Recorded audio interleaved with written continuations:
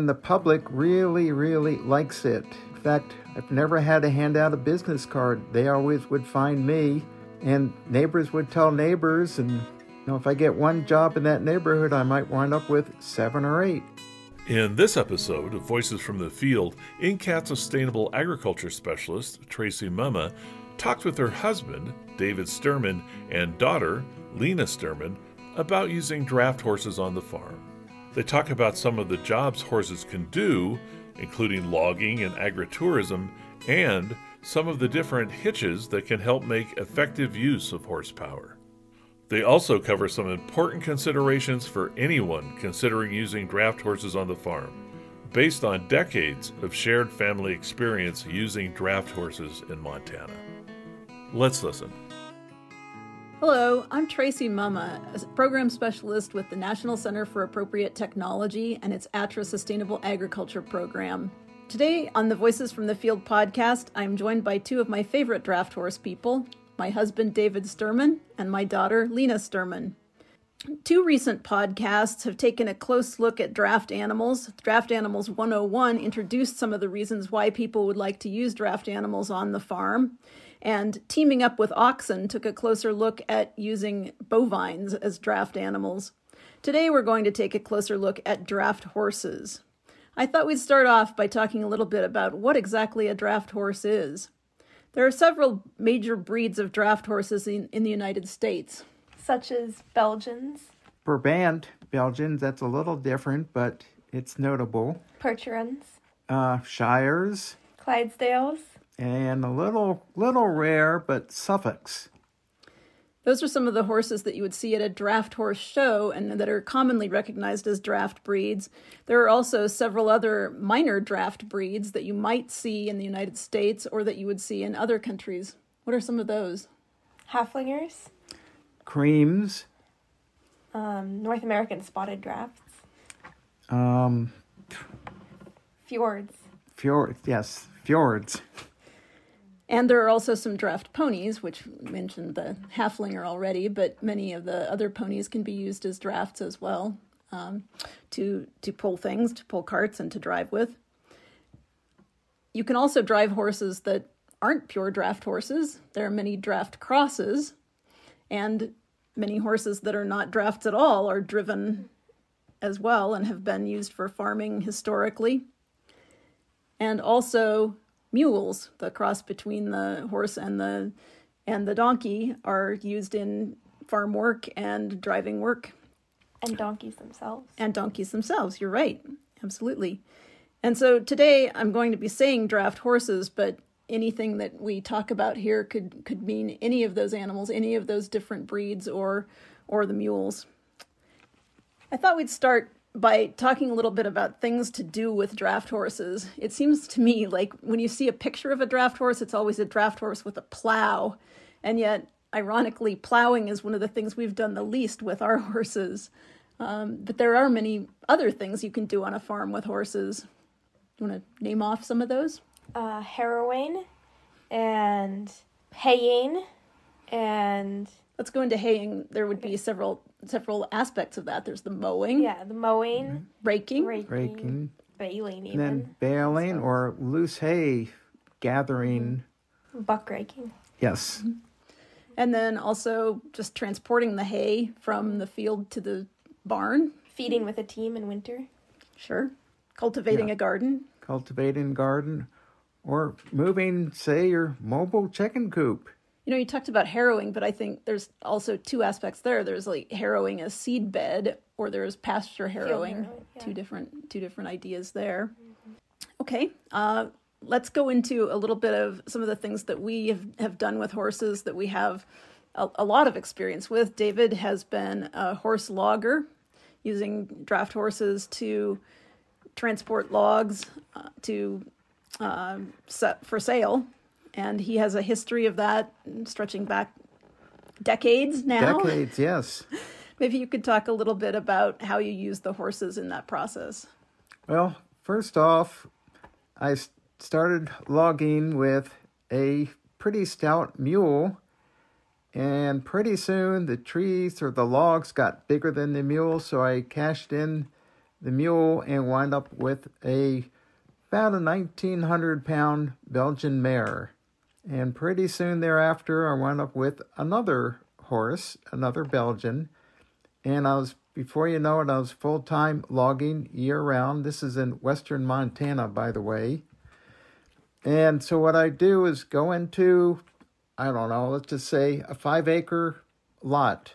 And they want it thinned, and I would cut the trees, drop them on the ground, buck them to length, and use the horses to skid to a landing where a log truck, a self-loader log truck, can gather them up and take them to the sawmill.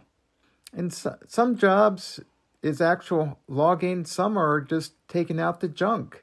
And either way, you get paid quite well and you get the job done.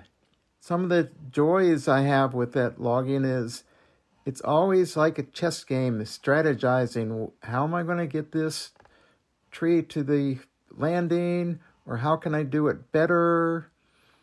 And then also you look at the old time photographs. How did they do that back then? Because those photographs do not talk. But now, older and wiser, and I've pretty much figured out how they did it, and I incorporated a lot of that into my logging. Maybe you could talk a little bit about some of the things that you can do with wood besides just selling it for a commercial log. Well, I've sold Christmas boughs. I've sold Christmas trees. Sometimes we have packed into a backcountry where we skidded logs into a backcountry rental cabin. So really, your limitation is your imagination. And you've sold wood both to commercial sawmills and to people who were building furniture with it or doing specialty products, character wood for log furniture. Yes.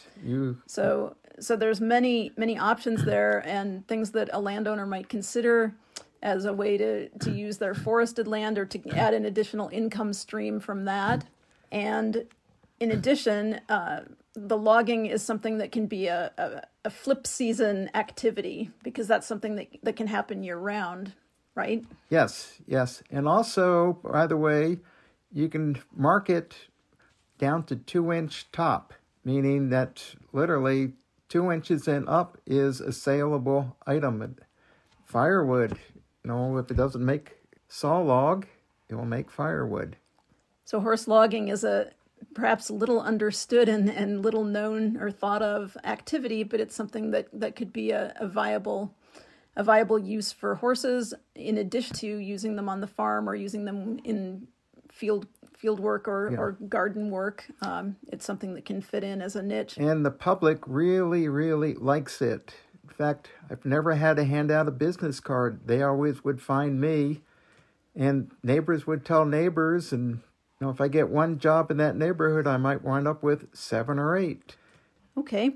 So let's talk a little bit about something that Lina has been involved in recently, which is the agritourism aspect of draft horses.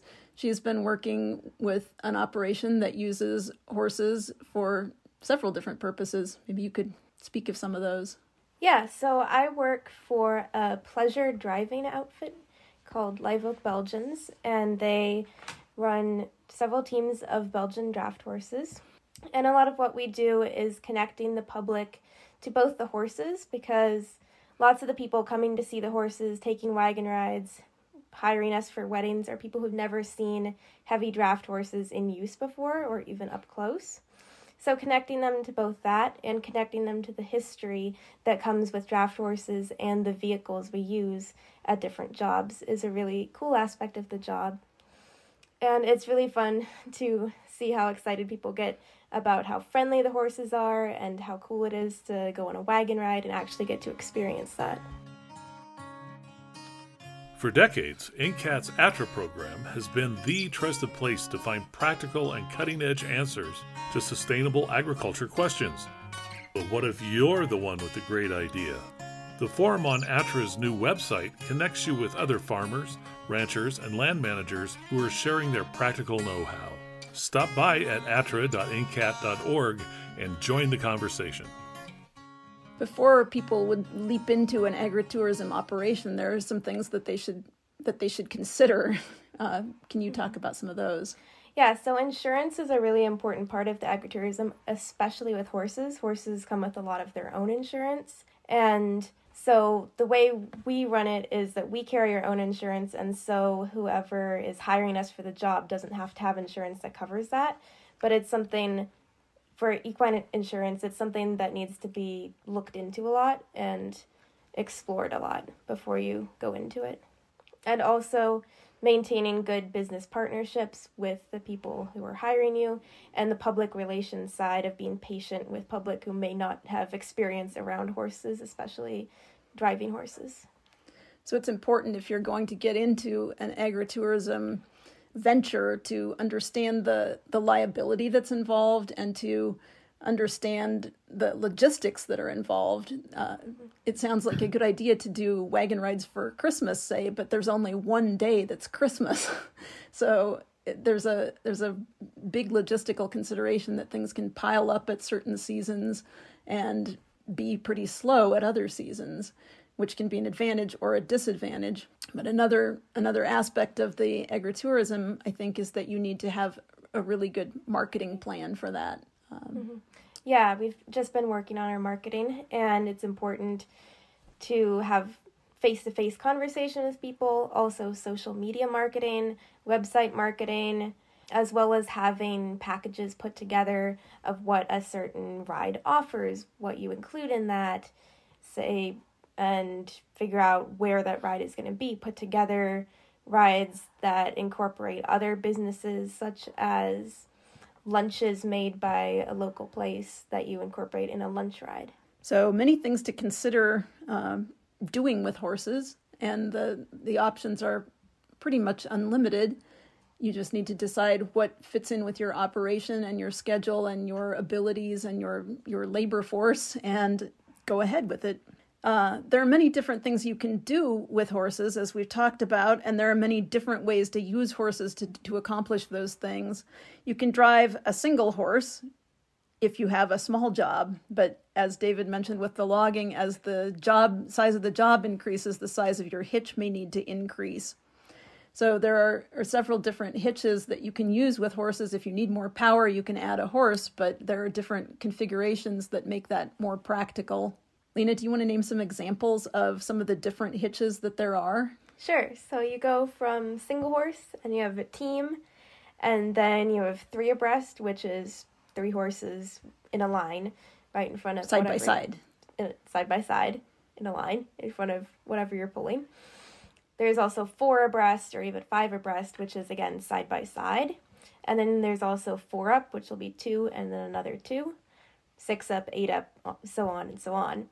And there's also different hitches like a unicorn hitch or a tandem hitch or a pickaxe hitch, and you can get really creative and fancy with the different ways. Describe what some of those are. Okay, so tandem is 1 horse and then another horse. Unicorn is a team of horses and then a single horse up front. Pickaxe is a team and then 3 horses up front. There's a lot of different hitches out there that all have their own kind of niche use. Why would you use an abreast hitch instead of an up hitch? Yeah, so on an abreast hitch, because all of the horses are hooked directly to the implement that you're pulling, it means that all of them are going to be pulling at the same time, which gives you a lot more horsepower than if you had a 4 up, say, where you can control if your leaders, the 2 horses in front, are pulling, or if they're just kind of trotting out in front. So it seems like it would be pretty simple to just add a horse whenever you need more power, but what are some of the reasons that's a challenge? Finding horses that work well together. You want horses that are at least somewhat matched in size as well as work ethic and temperament. You don't want a horse that's picking on the other horses in the hitch, as well as getting the specialized equipment that you need. If you have a 3 abreast, you're going to need an offset center pole attachment, and you're always going to need more harness. You're going to need different lines for having a 4 up. And a double tree if you have a team, yes. And a triple tree if you have 3. Quadruple tree and so forth. As well as it's a lot harder to drive more horses, gotta say. There are historic pictures of huge teams pulling combines in Montana and huge teams pulling freight wagons, and those are things that are done today more as a novelty, I think, than as something you would actually work with. Talk a little bit about what makes it harder to drive as you get more horses going. More lines to hold is a lot of it, and just the sheer amount more of power in front of you to hold on to and direct and keep controlled going in the direction that you want. And just the size of the hitch to make it through a gate. Yeah, not to split on a gate and to turn the corners, consider how you're turning corners and not clipping the sides of anything on anything. And it's a lot more time to assemble and disassemble, and it's a lot more safety concerns. Those are all really good points and really, really valid, but I don't want people to be discouraged by them, because there are also many advantages to being able to just add a horse when you need more power. It's not, if you have a tractor, you can't upsize your tractor suddenly. No. One nice thing about having, say, a 3 abreast versus a 2 is at the end of the day, they're a lot fresher than 2 struggling and then 3 get the job done. It's a lot easier on your horses, and it gets the job done faster. And the nice thing with a team, if you're out working with someone else, say, or at a group event, you can even like add someone else's horse to make a bigger hitch sometimes. That is helpful. We talked a bit about the challenges of hitching more horses. I want to talk a little bit also about the challenges of just having horses as a draft power for your farm, because it's important to go into this with your eyes wide open that this is maybe not the easiest thing to do. One thing I advise people is your first horse or team or whatever, make sure they're well broke. You don't want to grow with them because there's too much chances of an accident. Now, after you get comfortable, a few years down the road, then you can maybe get something a little more spirited, maybe a little green. That means not totally broke, but for now, start with something dead broke. That in itself can be a challenge because there are not a lot of draft horses available now, and the price of draft horses is comparatively high to what it has been because they are in sort of short supply. But I want to emphasize that it's not necessary to have a purebred draft horse by any means, or a registered draft horse, in order to do work. There are plenty of horses that are what's called grade or not purebred who will be willing workers. And I think the attitude of the horse is really more important than the breed. Yeah, you can teach practically any horse how to drive, and it's really good training no matter the kind of horse you have, or even if you intend to drive with them or not.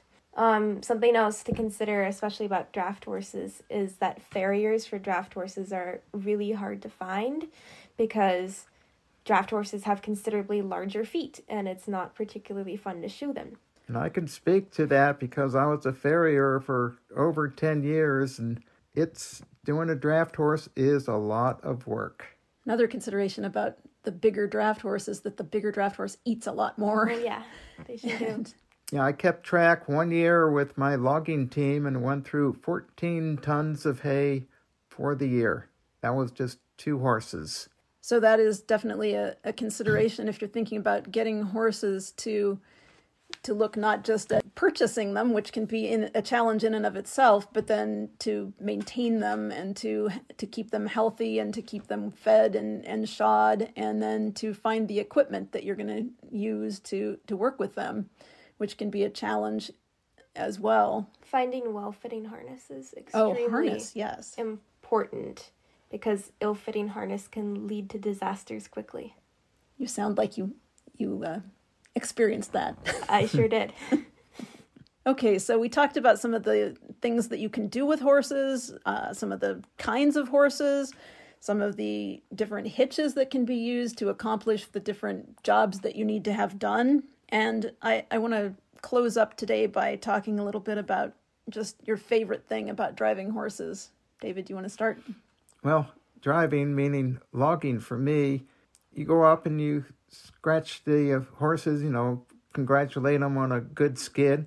And you don't get this from a John Deere skidder, but they rest their head on your shoulder and lick you. I know it may sound corny, but it's touching. Lina? I really love the pure adrenaline rush of driving, honestly. Like, whenever I'm having a bad day and just kind of need to get out of my head, you go and drive horses, and it gives you something immediate to think about, and so you can't worry about anything else, and you're just in the present moment, and it just makes me happy. For myself, I think the thing that I like best is the sound of the harness creaking and the chain jingling and the hoof beats falling, and just that you can be out working and listening to those sounds, and it's so peaceful and such a experience. Yeah, the horses make you forget about the 21st century. It calms your mind. And they all have their unique personalities, too, that you get to know. Oh, sure. And I mean, the best thing about horses, I think, is probably at the end of the day, you can hop on their back and go for a ride. Yeah. Okay, I think we'll end it up there. That's it for this episode. Thanks for listening. Additional information about this episode and related resources can be found at attra.ncat.org. Don't miss an episode. Subscribe to Voices from the Field wherever you get your podcasts. I'm your host, Rich Myers. ATTRA, Voices from the Field, is produced by the National Center for Appropriate Technology, headquartered in Butte, Montana. It's supported by the USDA Rural Business Cooperative Service as part of NCAT's ATTRA Sustainable Agriculture program. Any opinions, findings, conclusions, or recommendations expressed in this recording are those of the participants and do not necessarily reflect the views of the USDA or NCAT. We'll catch you again next week, and until then, keep on farming.